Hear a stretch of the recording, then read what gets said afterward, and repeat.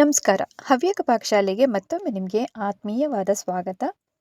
ಇವತ್ತೊಂದು ತುಂಬ ಹಳೆ ಕಾಲದ ರೆಸಿಪಿ ಇದು. ಸೆಖಿ ಇಡ್ಲಿ ಅಂತ.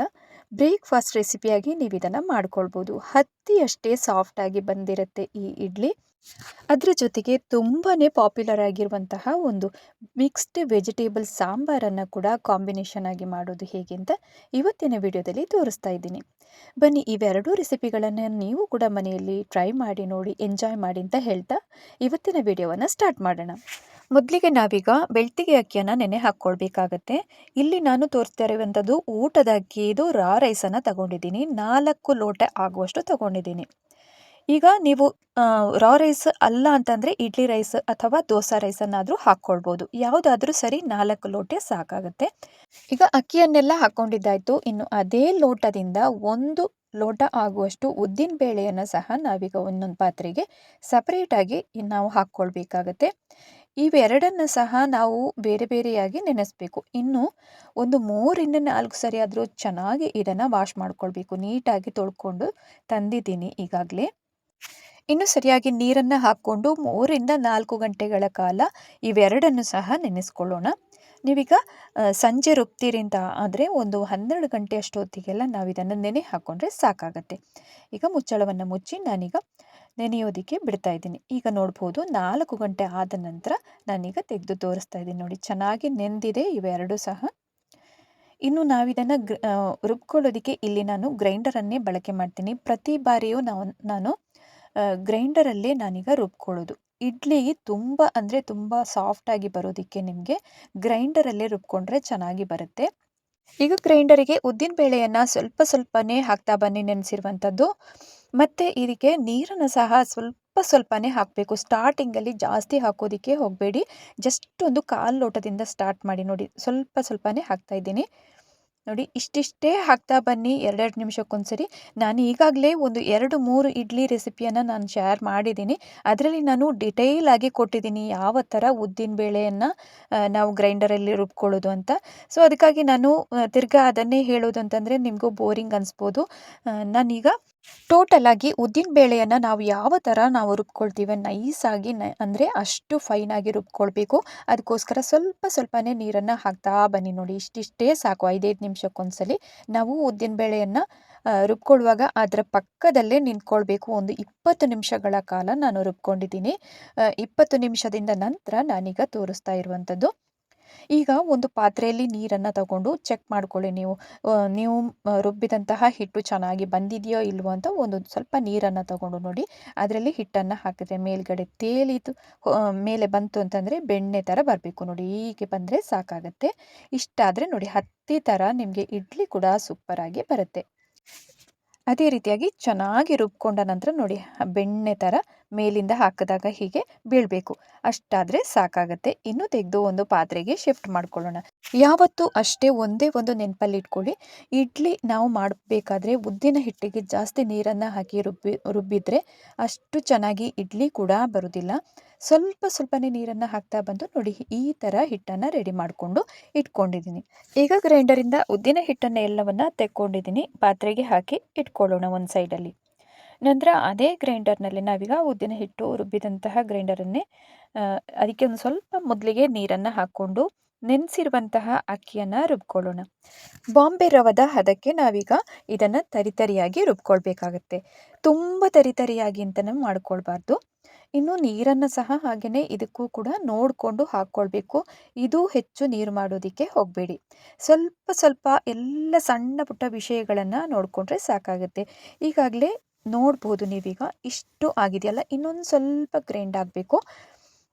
ನಂತರ ಅದನ್ನು ತೆಕ್ಕೊಂಡು ಅದೇ ಪಾತ್ರೆಗೆ ಹಾಕ್ಕೊಳ್ಳೋಣ. ಈಗ ತೋರಿಸ್ತಿದ್ದೇನೆ ನೋಡಿ, ಬಾಂಬೆ ರವದ ಹದಕ್ಕೆ ಬಂದಿದೆ ಇದು.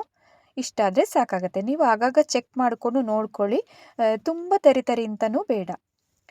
ಈಗ ರುಬ್ಬಿದಂತಹ ಈ ಅಕ್ಕಿ ಹಿಟ್ಟನ್ನು ತೆಗೆದು ಅದೇ ಉದ್ದಿನ ಹಿಟ್ಟಿಗೆ ಮಿಕ್ಸ್ ಮಾಡ್ತಾ ಇದ್ದೀನಿ. ಇನ್ನು ನೀರನ್ನು ಸ್ವಲ್ಪ ಗ್ರೈಂಡರಿಗೆ ಹಾಕ್ಕೊಂಡಿದ್ದೀನಿ. ಇನ್ನು ನೋಡಿ, ಈ ಥರ ಕೈಯಲ್ಲಿ ಸರಿಯಾಗಿ ಮಿಕ್ಸ್ ಮಾಡ್ಕೊಳ್ಬೇಕು. ನೋಡಿ, ಈ ಥರನೇ ಕೆಳಗಿಂದ ಮೇಲೆ ಬರಬೇಕದು ಸರಿಯಾಗಿ. ನಾವೀಗ ಅಕ್ಕಿ ಆಗಿರ್ಬೋದು, ಉದ್ದಿನ ಬೇಳೆದು ರುಬ್ಬಿದಂತಹ ಈ ಮಿಶ್ರಣ ಎಲ್ಲ ಇದೆಯಲ್ಲ, ಸರಿಯಾಗಿ ಹೊಂದ್ಕೊಳ್ಬೇಕು. ಒಂದು 5 ನಿಮಿಷ ಆದರೂ ಹೀಗೇ ಮಿಕ್ಸ್ ಮಾಡ್ತಾ ಇರಬೇಕು. ಆವಾಗ ಉದ್ದಿನ ಹಿಟ್ಟಾಗಿರ್ಬೋದು, ರುಬ್ಬಿದಂತಹ ಅಕ್ಕಿಯ ಹಿಟ್ಟೆಲ್ಲ ಚೆನ್ನಾಗಿ ಹೊಂದ್ಕೊಳ್ಳುತ್ತೆ. ಇನ್ನು 8 ಗಂಟೆಗಳ ಕಾಲ ನಾವಿದನ್ನು ಹುಳಿ ಬರೋದಕ್ಕೆ ಬಿಡಬೇಕು, ಅಂದರೆ ಫರ್ಮೆಂಟ್ ಆಗೋದಕ್ಕೆ ಬಿಡಬೇಕು. ಅದಕ್ಕಿಂತ ಮುಂಚೆ ಈಗ ನಾವು ಮಿಕ್ಸ್ ಮಾಡಿ ಆದಮೇಲೆ 1 ಚಮಚದಿಂದ ನಿಮಗೆ ರುಚಿಗೆ ತಕ್ಕಷ್ಟು ಉಪ್ಪನ್ನು ಇಲ್ಲಿ ಮೇಲಿಂದ ಹಾಕ್ಕೊಂಡು ಮುಚ್ಚಳವನ್ನು ಮುಚ್ಚಿ ಫರ್ಮೆಂಟ್ ಆಗೋದಕ್ಕೆ ಬಿಡೋಣ. ನಾನು ರಾತ್ರಿ ಎಲ್ಲ ರುಬ್ಕೊಂಡಿದ್ದೆ. ಈಗ ಬೆಳಗ್ಗೆ ಅಷ್ಟೊತ್ತಿಗೆ ತೋರಿಸ್ತಾ ಇದ್ದೀನಿ. ಒಂದು 7 ಗಂಟೆ ಅಷ್ಟೊತ್ತಿಗೆ ನೋಡಿ ತೆಗೆದು ತೋರಿಸ್ತಾ ಇದ್ದೀನಿ. ಇನ್ನೂ ಹಾಕಿರುವಂತಹ ಉಪ್ಪು ನೋಡಿ ಚೆನ್ನಾಗಿ ನೀರಾಗಿದೆ. ಇನ್ನೊಮ್ಮೆ ಸರಿಯಾಗಿ ಮಿಕ್ಸ್ ಮಾಡ್ಕೊಳ್ಬೇಕು. ನೋಡಿ ಹಿಟ್ಟು ಯಾವ ಥರ ಉಬ್ಬಿಕೊಂಡು ಮೇಲೆ ಬಂದಿದೆಯಲ್ಲ. ನಾವದೇ ಉದ್ದಿನ ಹಿಟ್ಟನ್ನು ಚೆನ್ನಾಗಿ ರುಬ್ಕೊಂಡ್ರೆ ಮಾತ್ರ ಇಡ್ಲಿ ತುಂಬಾ ಸಾಫ್ಟಾಗಿ ಬರುತ್ತೆ. ಈಗ ನೋಡಿ ಒಂದು 2 ನಿಮಿಷಗಳ ಕಾಲ ಚೆನ್ನಾಗಿ ಮಿಕ್ಸ್ ಮಾಡಿಕೊಂಡಾದ ನಂತರ ಅದನ್ನು ಸೈಡಲ್ಲಿ ಇಟ್ಟಿರೋಣ. ನೆಕ್ಸ್ಟ್ ಈಗ ಇಡ್ಲಿ ತಟ್ಟೆಯನ್ನು ಈಗ ಬಿಸಿಗೆ ಇಟ್ಕೊಂಡಿದ್ದೀನಿ. ಇನ್ನು ನಾನಿಲ್ಲಿ ತೋರಿಸಿರುವಂಥದ್ದು ತುಂಬ ಹಳೆ ಕಾಲದಲ್ಲಿ ಮಾಡ್ತಿರುವಂತಹ ಒಂದು ಸೆಕೆ ಇಡ್ಲಿ ಅಂತ. ಅದನ್ನು ನೋಡಿ ಈ ಥರ ಬಾಳೆ ಎಲೆಯನ್ನು ತಗೊಂಡು ಈಗ ಇಡ್ಲಿ ಪಾತ್ರೆಗೆ ನೋಡಿ ಹೀಗೆ ಹಾಕ್ಕೊಳ್ಳಿ. ಬಾಳೆ ಎಲೆಯನ್ನು ಯಾವುದೇ ಕಾರಣಕ್ಕೂ ಬಾಡಿಸೋದಕ್ಕೆಲ್ಲ ಹೋಗಬೇಡಿ, ಹಾಗೇ ಹಾಕ್ಕೊಳ್ಳೋದು. ನೋಡಿ ಈ ಥರ ಸೆಟ್ ಮಾಡ್ಕೊಳ್ಳಿ ಹಾಕ್ಕೊಂಡು. 2 ಬಾಳೆ ಎಲೆ ತಗೊಳ್ಬೇಕಾಗತ್ತೆ. ಒಂದು ನೋಡಿ ಹೀಗೆ ಅಡ್ಡಕ್ಕಾಗಿ ಹಾಕ್ಕೊಂಡ್ರೆ, ಇನ್ನೊಂದು ಅದರ ಮೇಲಿಂದ ಪ್ಲಸ್ ಆಕಾರದಲ್ಲಿ ನಾವು ಹಾಕ್ಕೊಳ್ಬೇಕಾಗತ್ತೆ. ಅಂದರೆ ಉದ್ದಿನ ಹಿಟ್ಟೆಲ್ಲ ನಾವೀಗ ಹಾಕ್ಕೊಂಡಾಗ ಅದು ಸ್ವಲ್ಪನೂ ಹೊರಗಡೆ ಎಲ್ಲ ಹೋಗಬಾರ್ದು. ಆ ಥರ ಸೆಟ್ ಮಾಡ್ಕೊಳ್ಳಿ. ನೋಡಿ ಹೀಗೆ ಹಾಕ್ಕೊಂಡಿದ್ದೀನಿ. ಇನ್ನು ಸೈಡಲ್ಲೆಲ್ಲ ಗ್ಯಾಪ್ ಇರುತ್ತೆ ನೋಡಿ, ಅದರಲ್ಲೆಲ್ಲ ಸೆಕೆ ಬರೋದಕ್ಕೆ ಸ್ಟಾರ್ಟ್ ಆಗುತ್ತೆ. ಅದೇ ಸೆಕೆಯಲ್ಲಿ ಅಂದರೆ ಹಬೆಯಲ್ಲಿ ಅದು ಬೇಯುವಂಥದ್ದು. ಈಗ ಸರಿಯಾಗಿ ಸೆಟ್ ಮಾಡ್ಕೊಂಡಿದ್ದೀನಿ ಬಾಳೆ ಎಲೆಯನ್ನು. ಇನ್ನು ಇಡ್ಲಿ ಹಿಟ್ಟನ್ನು ನೋಡಿ ಹೀಗೆ ಮೇಲಿಂದ ಹಾಕ್ಕೊಳ್ತಾ ಬರಬೇಕು. ಡೈರೆಕ್ಟಾಗಿ ಹಾಕೋದು. ನೀವು ಅರ್ಧ ಭಾಗದಷ್ಟಾದರೂ ಹಾಕಿ ಮಾಡ್ಕೊಳ್ಬಹುದು. ಕಂಪ್ಲೀಟಾಗಿ ಎಲ್ಲ ಹಾಕೋದಿದ್ರೂ ಆಗುತ್ತೆ. ನಾನಿಲ್ಲಿ ಕಂಪ್ಲೀಟಾಗಿ ಎಲ್ಲವನ್ನು ಹಾಕ್ಕೊಂಡಿದ್ದೀನಿ.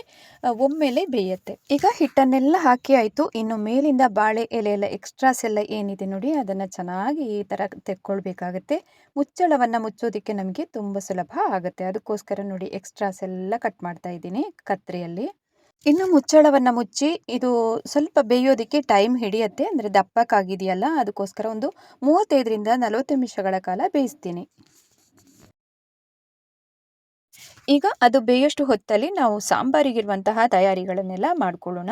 ಇಲ್ಲಿ ನಾನು ಮಿಕ್ಸ್ಡ್ ವೆಜಿಟೇಬಲ್ ಸಾಂಬಾರನ್ನು ಇಲ್ಲಿ ಇವತ್ತು ತೋರಿಸಿರೋದ್ರಿಂದ ಎಲ್ಲ ತರಕಾರಿಗಳನ್ನೆಲ್ಲ ಹಾಕ್ಕೊಳ್ತಾ ಇದ್ದೀನಿ. ಒಂದು 3 ಮೀಡಿಯಮ್ ಸೈಜಿದ್ದು ಆಲೂಗೆಡ್ಡೆ, ಆಮೇಲೆ ಬೆಂಡೆಕಾಯಿ, ಸ್ವಲ್ಪ ಅಲಸಂಡೆ ಇತ್ತು ಅದನ್ನು ಸಹ ಹಾಕ್ಕೊಂಡಿದ್ದೀನಿ. ಆಮೇಲೆ ಈರುಳ್ಳಿಯನ್ನು ಸಹ ಇಲ್ಲಿ ತಗೊಳ್ಬೇಕು. ಇನ್ನು ಎಲ್ಲ ತರಕಾರಿಗಳನ್ನು ಸಹ ತುಂಬ ಸಣ್ಣಕ್ಕಾಗಿ ಹೆಚ್ಕೊಳ್ಬೇಡಿ, ಆದಷ್ಟು ಸ್ವಲ್ಪ ದೊಡ್ಡಕ್ಕೆ ಹೆಚ್ಕೊಳ್ಬೇಕು. ಇಲ್ಲಿ ಬೆಂಡೆಕಾಯಿಯನ್ನೆಲ್ಲ ಹಾಕಿರೋದ್ರಿಂದ ಸ್ವಲ್ಪ ಹುಣಸೆ ಹಣ್ಣಿನ ರಸವನ್ನು ಹಾಕ್ಕೊಂಡು ಇನ್ನು ಬೇಯೋದಕ್ಕೆ ಇಟ್ಕೊಳ್ಳೋಣ. ಇನ್ನು ಅದರ ಜೊತೆಗೆ 2 ಟೊಮೆಟೊವನ್ನು ಸಹ ಹಾಕ್ಕೊಳ್ಬೇಕು. ಇಡಿಯಾಗಿ ಚೆನ್ನಾಗಿ ತೊಳ್ಕೊಂಡು ಹಾಕ್ಕೊಂಡಿದ್ದೀನಿ. ಈಗ ಇವು ಚೆನ್ನಾಗಿ ಬೇಯಲಿ, ಇದು ಮೀಡಿಯಂ ಊರಿನಲ್ಲಿ. ಈಗ ತರಕಾರಿ ಎಲ್ಲ ಬೇಯೋಷ್ಟು ಹೊತ್ತಲ್ಲಿ ನಾವು ಈ ಸೈಡ್ ಇದಕ್ಕಿರುವಂತಹ ಮಸಾಲೆಗಳನ್ನೆಲ್ಲ ಹುರಿದು ರೆಡಿ ಮಾಡ್ಕೊಳ್ಳೋಣ. ಈಗ ಒಂದು ಸ್ವಲ್ಪ ಎಣ್ಣೆಯನ್ನು ಇಲ್ಲಿ ಮೇಲಿಂದ ಹಾಕ್ಕೊಂಡಿದ್ದೀನಿ. ಮತ್ತು ಅರ್ಧ ಚಮಚ ಆಗುವಷ್ಟು ಕಡಲೆಬೇಳೆಯನ್ನು ಹಾಕ್ಕೊಳ್ಬೇಕು. ಆಮೇಲೆ 1 ಚಮಚ ಆಗುವಷ್ಟು ಉದ್ದಿನಬೇಳೆ ಮತ್ತು ಒಂದು ಸ್ವಲ್ಪ ಬ್ಲ್ಯಾಕ್ ಪೆಪ್ಪರನ್ನು ಹಾಕ್ಕೊಂಡು ಚೆನ್ನಾಗಿ ಹುರ್ಕೊಳ್ಳೋಣ. ಸ್ವಲ್ಪ ಬಾಡಿಸಿ ಆದ ನಂತರ ಈಗ ಇದಕ್ಕೆ 2 ಚಮಚ ಆಗುವಷ್ಟು ಕೊತ್ತಂಬರಿ ಬೀಜವನ್ನು ಇಲ್ಲಿ ಆ್ಯಡ್ ಮಾಡ್ಕೊಳ್ತಾ ಇದ್ದೀನಿ. ಮತ್ತು ಒಂದು ಅರ್ಧ ಸ್ಪೂನ್ ಆಗುವಷ್ಟು ಜೀರಿಗೆಯನ್ನು ಹಾಕ್ಕೊಳ್ಬೇಕು. ಇನ್ನು ಇದಕ್ಕೆ ಖಾರಕ್ಕೆ ಅನುಗುಣವಾಗಿ ಬ್ಯಾಡಗಿ ಮೆಣಸಿನಕಾಯನ್ನು ಹಾಕ್ಕೊಳ್ಳಿ. ನಾನು 3 ಬ್ಯಾಡಗಿ ಮೆಣಸಿನಕಾಯನ್ನು ಕಟ್ ಮಾಡಿ ಹಾಕ್ಕೊಂಡಿದ್ದೀನಿ. ಇನ್ನು ಚೆನ್ನಾಗಿ ಇದು ಘಮ ಬರೋ ತನಕ ಇದನ್ನು ಎಣ್ಣೆಯಲ್ಲೇ ಫ್ರೈ ಮಾಡ್ಕೊಳ್ಬೇಕು. ಆಮೇಲೆ ಕೊನೆಯಲ್ಲಿ ಸ್ವಲ್ಪ ಕರಿಬೇವು ಸೊಪ್ಪನ್ನು ಹಾಕ್ಕೊಳ್ಬೇಕು ಇದಕ್ಕೆ. ಇವಿಷ್ಟನ್ನು ನೋಡಿ ಚೆನ್ನಾಗಿ ಕೆಂಪಗಾಗೋವರೆಗೆ ಹುರಿದಾದ ನಂತರ ಒಂದು ತಟ್ಟೆಯಲ್ಲಿ ಹಾಕಿ ತೆಗೆದಿಟ್ಕೊಳ್ಳೋಣ. ಈಗ ಮಸಾಲೆಯನ್ನೆಲ್ಲ ಹುರ್ಕೊಂಡು ತೆಗೆದಿಟ್ಕೊಂಡಿದ್ದಾಯಿತು. ಇನ್ನು ಅದೇ ಪ್ಯಾನ್ನಲ್ಲಿ ಒಂದು ಹಿಡಿಯಾಗುವಷ್ಟು ತೆಂಗಿನಕಾಯಿ ತುರಿಯನ್ನು ಇಲ್ಲಿ ತಗೊಂಡು ಹುರ್ಕೊಳ್ಬೇಕಾಗತ್ತೆ. ಇದು ಸಹ ಅಷ್ಟೇ ಘಮ ಬರೋ ತನಕ ಹುರ್ಕೊಂಡಾದ ನಂತರ ತೆಗೆದು ಅದೇ ತಟ್ಟೆಗೆ ಹಾಕ್ಕೊಳ್ಳೋಣ. ಈ ಥರದ ಸಾಂಬಾರಿಗೆಲ್ಲ ತುಂಬ ಚೆನ್ನಾಗಿ ಬರುತ್ತೆ ತೆಂಗಿನಕಾಯನ್ನು ಹುರಿದು ಹಾಕಿದರೆ. ಈಗ ಈ ಸೈಡ್ ತರಕಾರಿಯನ್ನು ಕೂಡ ಬೇಯಿಸೋದಕ್ಕೆ ಇಟ್ಟಿರುವಂಥದ್ದು ಸಹ ಚೆನ್ನಾಗಿ ಬೇಯ್ತಾ ಇದೆ. ಇನ್ನು ಸ್ವಲ್ಪ ಬೇಯಬೇಕಾಗತ್ತೆ. ಆಗಾಗ ನೀವು ಒಂದ್ಸಲ ಚೆಕ್ ಮಾಡಿಕೊಂಡು ನೋಡ್ಕೊಳ್ಬೋದು. ಈಗ ಈ ಸೈಡ್ ಮಸಾಲೆಗಳನ್ನೆಲ್ಲ ಹುರಿದಿಟ್ಕೊಂಡಿದ್ದೀವಲ್ಲ, ಚೆನ್ನಾಗಿ ಅದು ತಣ್ಣಗಾಗಿದೆ. ಇನ್ನೊಂದು ಮಿಕ್ಸಿ ಜಾರನ್ನು ತಗೊಂಡು ಅದಕ್ಕೆ ಹಾಕ್ಕೊಳ್ತಾ ಇದ್ದೀನಿ. ಇನ್ನು ಇದಕ್ಕೆ ಹಾಕುವಂಥದ್ದು ಸ್ವಲ್ಪ ಅರಿಶಿನವನ್ನು ಹಾಕ್ಕೊಳ್ಬೇಕು. ನಂತರ ಇದಕ್ಕೆ ಸ್ವಲ್ಪ ಹುಡಿ ಇಂಗನ್ನು ಹಾಕ್ಕೊಳ್ಳಿ, ಚೆನ್ನಾಗಿ ಘಮ ಕೂಡ ಬರುತ್ತೆ. ಇನ್ನು ಸ್ವಲ್ಪ ನೀರನ್ನು ಹಾಕ್ಕೊಂಡು ನೈಸಾಗಿ ರುಬ್ಕೊಂಡು ತರೋಣ. ನೋಡಿ, ಇದೊಂದು ಸೈಡಲ್ಲಿ ಇಟ್ಟಿರೋಣ. ನೆಕ್ಸ್ಟ್ ಈಗ ಇದೇ ಪಾತ್ರೆಯಲ್ಲಿ ನಾವು ಬೇಯೋದಕ್ಕೆ ಇಟ್ಟಂತಹ ತರಕಾರಿಯಲ್ಲಿ ನೋಡಿ ಟೊಮೆಟೊ ಚೆನ್ನಾಗಿ ಬೆಂದಿದೆ, ಅದನ್ನು ಸಪ್ರೇಟಾಗಿ ತೆಗೆದು ಇಡ್ತಾ ಇದ್ದೀನಿ. ಇನ್ನು ಈ ಬೆಂದಿರುವಂತಹ ಈ ತರಕಾರಿಗೆ ನಾವು ಉಪ್ಪನ್ನು ಹಾಕ್ಕೊಳ್ಬೇಕು. ಇನ್ನು ರುಚಿಗೆ ತಕ್ಕಷ್ಟು ಸ್ವಲ್ಪ ಬೆಲ್ಲವನ್ನು ಸಹ ಹಾಕ್ಕೊಂಡು ಒಮ್ಮೆ ಮಿಕ್ಸ್ ಮಾಡಿಕೊಂಡು ಮುಚ್ಚಳವನ್ನು ಮುಚ್ಚಿ ಇಟ್ಕೊಳ್ಳೋಣ. ಇನ್ನು ಒಂದು ಕುದಿ ಬಂದರೆ ಸಾಕಾಗುತ್ತೆ. ಆಲ್ಮೋಸ್ಟ್ 3/4 ಅಂಶ ಬೆಂದಿರುತ್ತೆ ಇದು. ಈಗ ಇಲ್ಲಿ ಟೊಮೆಟೊವನ್ನು ಸಪ್ರೇಟಾಗಿ ತೆಗೆದಿಟ್ಕೊಂಡಿದ್ದೀವಲ್ಲ, ಅದರ ಸಿಪ್ಪೆಯನ್ನು ಬೇರೆ ಮಾಡ್ಕೊಳ್ಬೇಕು. ಮತ್ತು ನೀವು ಇದನ್ನು ಸ್ಮ್ಯಾಶ್ ಆದರೂ ಮಾಡ್ಕೊಳ್ಬೋದು, ಅಥವಾ ನೀವು ಕಟ್ ಮಾಡಿ ಚಾಕುವಲ್ಲಿ ಕಟ್ ಮಾಡಿ ಹಾಕ್ತೀರಿ ಅಂತಂದರೆ ಹಾಗೂ ಕೂಡ ಮಾಡ್ಕೊಳ್ಬೋದು. ನಾನಿಲ್ಲಿ ಚಾಕುವನ್ನು ಉಪಯೋಗಿಸ್ಕೊಂಡು ಕಟ್ ಮಾಡ್ಕೊಳ್ತಾ ಇದ್ದೀನಿ. ಇದು ತುಂಬ ಈಸಿ ಆಗುತ್ತೆ ಹೀಗೆ ಮಾಡೋದು. ನಾವು ಟೊಮೆಟೊವನ್ನು ಗ್ರೈಂಡ್ ಮಾಡಿ ಸಹ ಹಾಕ್ಕೊಳ್ಬೋದು, ಅಥವಾ ಈ ಥರ ಮ್ಯಾಶ್ ಮಾಡಿ ಹಾಕೋದ್ರಿಂದ ತುಂಬ ಚೆನ್ನಾಗಿ ಬರುತ್ತೆ ಸಾಂಬಾರು ಕೂಡ. ಈಗಾಗಲೇ ಈ ಸೈಡ್ ಇಟ್ಟಂತಹ ಹೋಳು ಕೂಡ ತರಕಾರಿ ಇದೆಲ್ಲ ಚೆನ್ನಾಗಿ ಬೆಂದಿದೆ, ನೋಡಿದ್ರಲ್ವಾ? ಇಷ್ಟಾದರೆ ಸಾಕಾಗತ್ತೆ. ಇನ್ನು ನಾವಾಗಲೇ ಮ್ಯಾಶ್ ಮಾಡಿ ಇಟ್ಕೊಂಡಂತಹ ಟೊಮೆಟೊವನ್ನು ಇದಕ್ಕೆ ಹಾಕ್ಕೊಳ್ತಾ ಇದ್ದೀನಿ. ಬೇಯಿಸಿ ಮ್ಯಾಶ್ ಮಾಡಿ ಇಟ್ಕೊಂಡಂತಹ ಈ ಟೊಮೆಟೊವನ್ನು ಹಾಕಿ ಆದ ನಂತರ ಸರಿಯಾಗಿ ಒಮ್ಮೆ ಮಿಕ್ಸ್ ಮಾಡಿಕೊಂಡು ನಾವಾಗಲೇ ರುಬ್ಬಿ ಇಟ್ಟಂತಹ ಮಸಾಲೆ ಮಿಶ್ರಣವನ್ನು ಸಹ ಇದಕ್ಕೆ ಒಟ್ಟಿಗೆ ಈಗಲೇ ಹಾಕ್ಕೊಳ್ಳೋಣ. ಇನ್ನು ಸರಿಯಾಗಿ ಇದನ್ನು ನೀರು ಮಾಡ್ಕೊಳ್ಬೇಕಾಗತ್ತೆ. ನಾವು ಇಡ್ಲಿ ಸಾಂಬಾರು ಅಂತ ಮಾಡ್ಕೊಳ್ಬೇಕಾದ್ರೆ ಜಾಸ್ತಿ ಇದಕ್ಕೆ ನೀರು ಹಿಡಿಸತ್ತೆ. ತುಂಬ ಗಟ್ಟಿಗೆ ಅಂತ ಮಾಡಿದ್ರೆ ಅಷ್ಟು ಚೆನ್ನಾಗಿ ಬರೋದಿಲ್ಲ. ಈಗಾಗಲೇ ಮಿಕ್ಸಿ ಜಾರಿಗೆ ನೀರನ್ನು ಹಾಕ್ಕೊಂಡಿದ್ದೀನಿ, ಒಂದು ಸ್ವಲ್ಪ ನೀರನ್ನೆಲ್ಲ. ಇನ್ನೊಮ್ಮೆ ಮಿಕ್ಸ್ ಮಾಡಿಕೊಂಡು ಟೇಸ್ಟ್ ನೋಡ್ಕೊಳ್ಳಿ. ಉಪ್ಪೆಲ್ಲ ಮೇಲಿಂದ ಬೇಕು ಅಂತಂದರೆ ಹಾಕ್ಕೊಳ್ಬೋದು. ನಾನಿಲ್ಲಿ ಈಗ ತಿರ್ಗಾ ಉಪ್ಪು ಮತ್ತು ಬೆಲ್ಲವನ್ನು ಸ್ವಲ್ಪ ಹಾಕ್ಕೊಂಡಿದ್ದೀನಿ. ಮತ್ತೊಮ್ಮೆ ಮಿಕ್ಸ್ ಮಾಡ್ತಾ ನಾವಿದನ್ನು ಒಂದು ಕುದಿಯೋದಕ್ಕೆ ಬಿಡಬೇಕು. ಈಗ ಕುದ್ದಾದ ನಂತರ ಇಲ್ಲಿ ಒಗ್ಗರಣೆಯನ್ನು ಮಾಡ್ಕೊಳ್ಬೇಕಾಗತ್ತೆ. ಸ್ವಲ್ಪ ಎಣ್ಣೆಯನ್ನು ಹಾಕಿ ಆದ ನಂತರ ಸಾಸಿವೆ ಕಾಳನ್ನು ಹಾಕ್ಕೊಂಡು ಮೆಣಸಿನಕಾಯನ್ನು ಕೂಡ ಹಾಕ್ಕೊಳ್ಬೇಕು, ಮತ್ತು ಕರಿಬೇವು ಸೊಪ್ಪನ್ನು ಹಾಕಿ ಒಗ್ಗರಣೆಯನ್ನು ಕೊಟ್ಟರೆ ಸೂಪರ್ ಆಗಿರುವಂತಹ ಸಾಂಬಾರು ಕೂಡ ರೆಡಿ ಆಗುತ್ತೆ. ಈ ಸೈಡ್ ಇಡ್ಲಿ ಸಹ ಚೆನ್ನಾಗಿ ಬೆಂದಿರುತ್ತೆ. ಹತ್ರ 40 ನಿಮಿಷದಿಂದ 3/4 ಗಂಟೆಗಳ ಕಾಲ ಬೇಯಿಸಿದ್ದೀನಿ. ನೋಡಿ, ಚಾಕುವನ್ನು ಹಾಕಿ ಒಂದ್ಸಲ ಚೆಕ್ ಮಾಡ್ಕೊಳ್ಳಿ. ಅಂಟ್ಕೊಂಡಿಲ್ಲ ಅಂತಂದರೆ ಸರಿಯಾಗಿ ಬೆಂದಿದೆ ಅಂತ ಅರ್ಥ. ಈಗ ಇದನ್ನು ಕೆಳಗಡೆ ಇಳಿಸ್ಬಿಟ್ಟು ಸ್ವಲ್ಪ ತಣ್ಣಗಾಗೋದಕ್ಕೆ ಬಿಡೋಣ.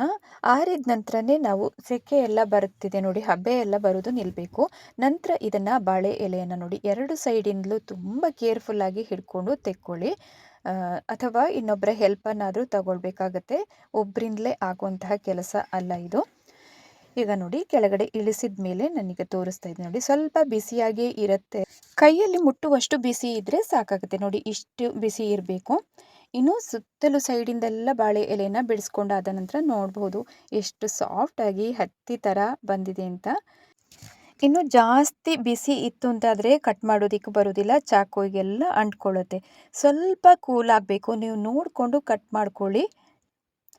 ನೋಡಿ, ನಾನೀಗ ಚಾಕುವಲ್ಲಿ ಕಟ್ ಮಾಡಿ ತೋರಿಸ್ತಾ ಇದ್ದೀನಿ. ಪ್ರತಿಯೊಂದು ಪೀಸ್ ಕೂಡ ಅಷ್ಟೇ ಸೂಪರಾಗಿ ಕಟ್ ಮಾಡೋದಕ್ಕೂ ಬರುತ್ತೆ.